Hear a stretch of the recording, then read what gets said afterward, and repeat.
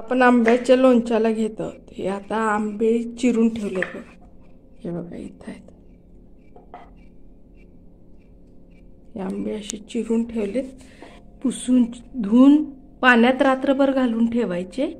दुसऱ्या दिवशी पुसायचे आणि पुसून झाल्यावर असे चिरून घ्यायचे. आणि ह्याला आता हळद मीठ लावून ठेवायचं. रात्रभर ठेवायचं. दिवसभर ठेवलं तरी चालते आणि दुसऱ्या दिवशी सकाळी आपण ह्याला नितळायला ठेवायचं. हे बघा अशा पद्धतीने हे आंबे धुवून पुसून चिरून ठेवायचे आणि त्याला हळद मीठ लावायचं. आपले 2.5 किलो 2 किलो 700 काहीतरी 80-90 ग्रॅम साधारण 2.5 किलो कैऱ्याचे फोडी झाले. त्याला मी घेतले 150 ग्रॅम मीठ आणि 30 ग्रॅम हळद. यातली आता अर्धी हळद जी 150 ग्रॅम हळद हे मीठ आणि हळद घेतले होते 30 ग्रॅम हळद. यातली थोडीशी हळद मी काढून ह्याला लावली आणि एवढी शिल्लक ठेवली. त्याच्यानंतर मीठ 150 ग्रॅम काढलं होतं. त्यातलं थोडं मीठ काढून एवढं ठेवलं. आणि हेच नंतर आपल्याला ज्यावेळी आपण फोडणी टाकून मसाला घालणार आहे त्यावेळी हे राहिलेलं शिल्लक मीठ आपण त्याच्यात टाकणार. म्हणजे मापाप्रमाणे त्याची चव चांगली येते. मीठ लावलेल्या कैरीच्या फोडी ह्या अखंड 1 दिवस म्हणजे आज सकाळी घातलं की उद्या सकाळपर्यंत ते असंच मुरत मीठ आणि हळदीमध्ये मुरत ठेवायचं. आणि दुसऱ्या दिवशी आपल्याला नितळून जरा उन्हामध्ये हडपून घ्यायचं. ते परत करायच्या वेळी मी तुम्हाला ती प्रोसिजर सगळी व्यवस्थित सांगते. अशा प्रकारे लोणचं केलं की साधारण वर्षभर त्याला कुठल्याही प्रकारचा भुरा किंवा काही खराब व्हायचा प्रश्न येत नाही. हे बघा सगळ्यांना गुड आफ्टरनून म्हणायला पाहिजे कारण आता दुपार झालेली आहे. आणि हे आपण काल हळद आणि मीठ लावून ठेवलेलं ज्या आंब्याच्या फोडी होत्या त्या आता आपण नितळून घ्यायचे आहेत. आणि ह्याला जरासं ऊन द्यायचं. ऊन म्हणजे कसं हडपून घ्यायचं आहे ताटात जरा जरा घालून. तर हे मी ह्याच्या चाळणीत काढत आहे.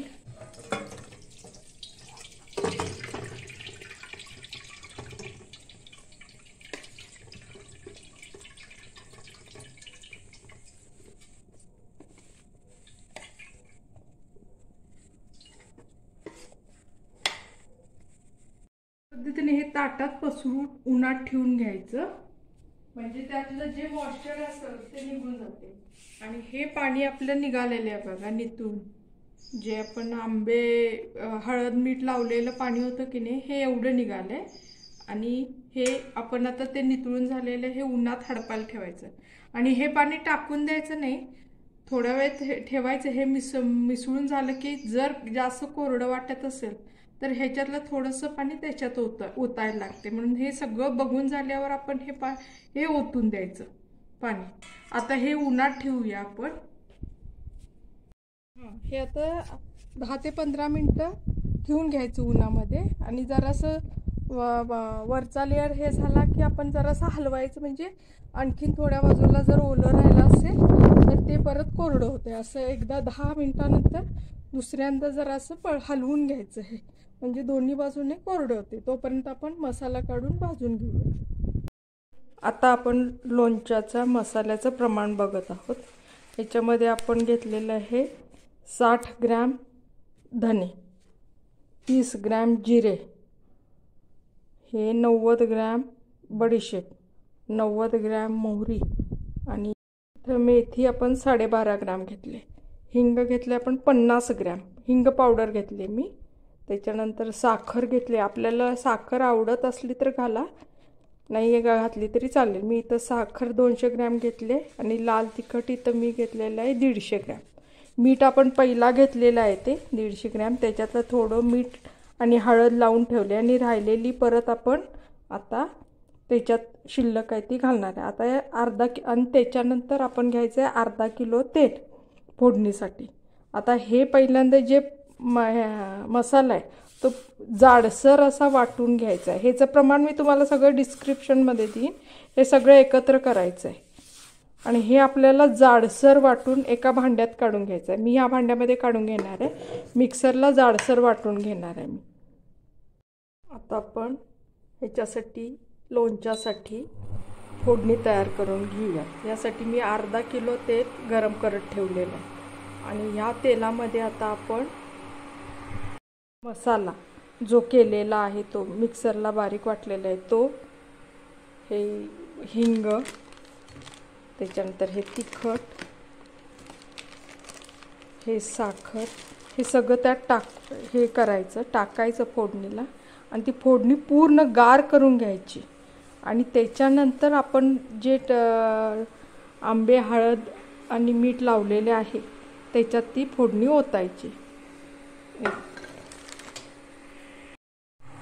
हे आता हे तेल तापत ठेवलं, ह्याला पूर्ण धूर येऊ द्यायचा. धूर यायला लागला असं दिसल्यानंतर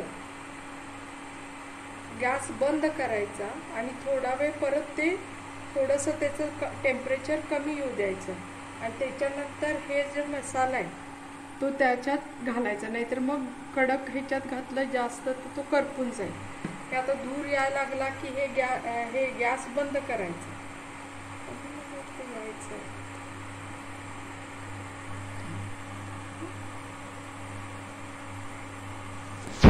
हे बघा आता धूर यायला लागला, म्हणजे त्याच्यातलं जर काय बारीक पण काय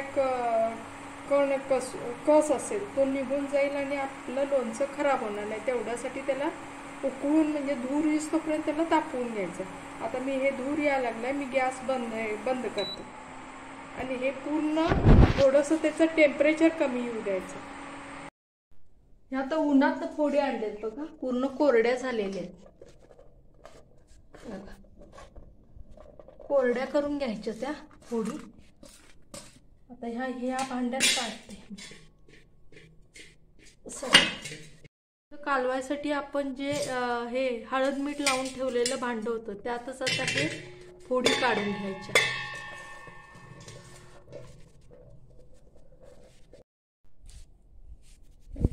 हे तेलाचं आता टेम्परेचर कमी झालंय बघा. ह्याच्यात आपण आता हा मसाला टाकून घेऊ.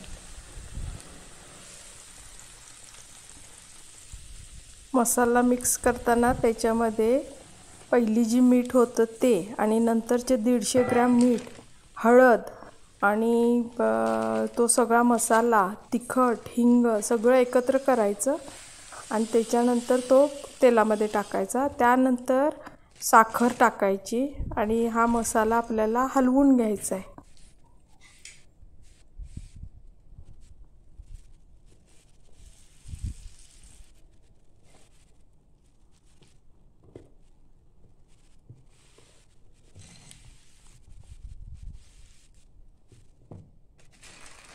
साखर पण यातच टाकायची. साखर आपल्याला आवडत असेल तर घाला, अन्यथा नाही घातली तरी चालेल. थोडंसं आंबट गोड चव येते म्हणून मी थोडीशी साखर घातलेली आणि यातच आता हे तिखट पूड घालवलं. इथं मी काश्मीरी तिखट घेतलेलं आहे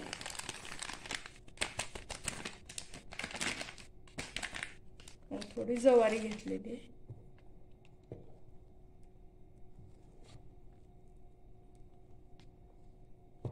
सगळं आता मिक्स करून घ्यायचं.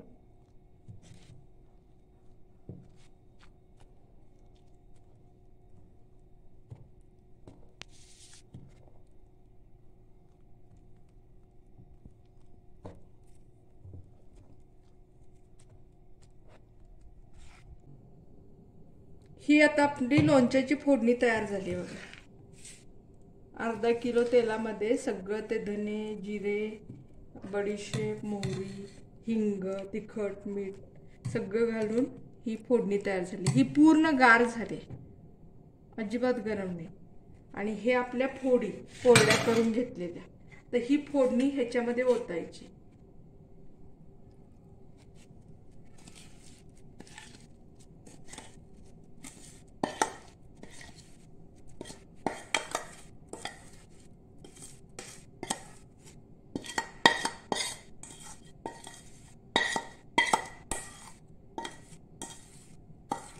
ही पद्धत पूर्ण वेगळी आहे, पण हे लोणचं तुमचं वर्षभर चांगलं टिकतं का?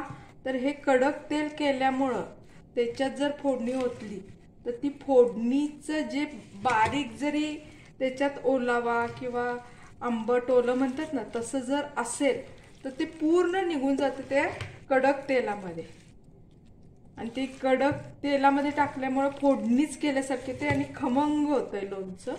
तेवढ्यासाठी ही पद्धत पूर्ण वेगळी आहे. ही पद्धत प्रत्येकाची पद्धत वेगळी आहे. ही या पद्धतीने करून एकदा बघा लोणचं, अतिशय सुरेख आणि चवीला खमंग लागतंय.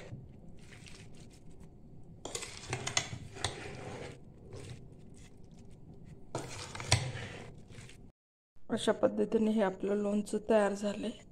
आता ह्याला पाणी सुटलं, थोड्या वेळानं पाणी सुटायला लागेल. आता कोरडं कोरडं होतंय, हे मसाला चिकटून राहतोय आणि हळूहळू पाणी सुटायला लागेल. दुसऱ्या दिवशी हे स्वच्छ बरणीत निर्जंतुक केलेली बरणी, जी बरणी काचेची, स्वच्छ धुवून घ्यायची आणि त्याच्यात गरम पाण्यानं, उकळलेल्या पाण्यानं थोडंसं पाणी गार करून ती बरणी स्वच्छ करून घ्यायची आणि ती उन्हात वाळवून त्याच्यामध्ये हे लोणचं भरून ठेवायचं. वर्षभर हे लोणचं असंच चांगलं टिकतं. पाण्याचा अंश अजिबात लागू द्यायचं नाही. अशा पद्धतीने हे आपलं खमंग लोणचं तयार झालेलं आहे. ही निर्जंतुकीकरण करून घ्यायची. म्हणजे काय करायचं, ही बाटली स्वच्छ धुवून घेतली आहे बघा, पण ह्याच्यात काहीतरी हे बॅक्टेरिया वगैरे असले तर ते लोणचं खराब होऊ नये तेवढ्यासाठी हे पाणी असं उकळून घ्यायचं. उकळल्यानंतर त्याला थोडंसं थंड करायचं, कारण काच चुकून फुटण्याची शक्यता आहे. हे पाण्याला अशी चांगली उकळी काढून ते गॅस बंद करून घ्यायचं आणि त्याचं टेम्परेचर थोडंसं कमी आल्यावर हे बाटलीत घालून ती धुवून घ्यायची. बाटली एवढी ही बाटली धुवून घ्यायची टोपण लावून, म्हणजे टोपणात पण काय असलं तर ते निघून जाते आणि ही लोणचं पण यायचं. आणि काचेची घ्यायची.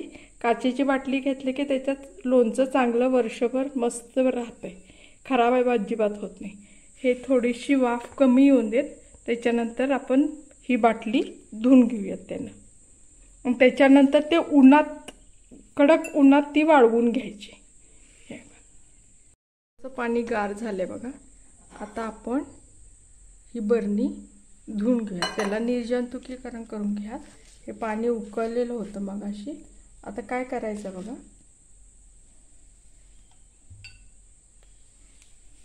ही जी बरणी आहे याच्यामध्ये हे पहिला हे टोपण आहे, हे ते ह्याच्यात पाण्यात बुडवून घ्यायचं असं, म्हणजे हे स्टरलाइज झालं. आणि त्याच्यानंतर हे ह्याच्यात ओतायचं पाणी. झालं की हे टोपण ह्याला लावून घ्यायचं.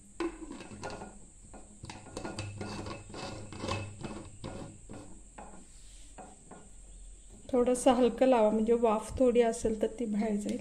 आणि ह्याला फक्त असं हलवून घ्यायचं.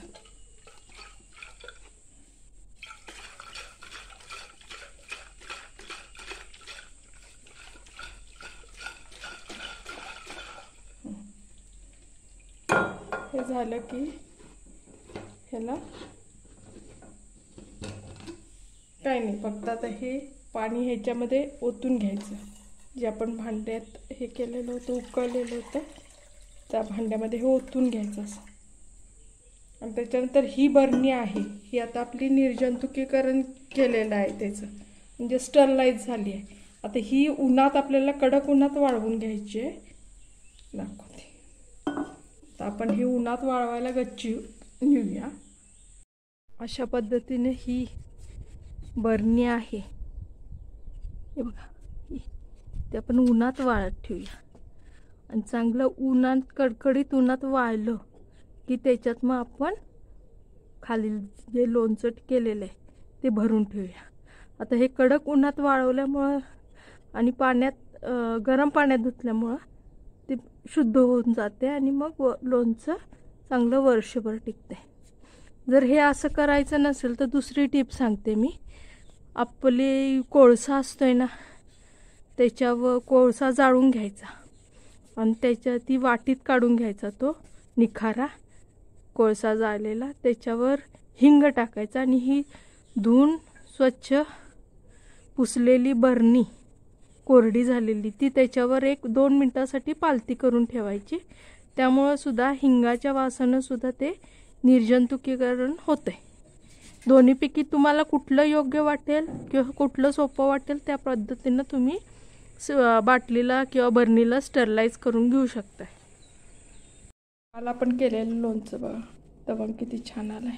हे बघा असा वर तवंग आला की ते लोणचं अजिबात खराब होत नाही. पाणी पण चांगलं सुटलंय बघा. आता हे आपण ती बरणी स्वच्छ करून घेतलेली आहे, उन्हात जी हे करून घेतलेलं स्टरलाइज करून घेतलेली आहे ती बरणी आपण त्या बरणीत हे लोणचं पूर्ण भरून घेऊया आणि वर्षभरासाठी स्टोर करून ठेवूया. लोणच्याची रेसिपी, लोणच्याची कृती तुम्हाला कशी वाटली ते मला नक्की कळवा. आवडलं असल्यास लाईक करा, शेअर करा आणि चॅनलला सबस्क्राईब नक्की करा. थँक्यू.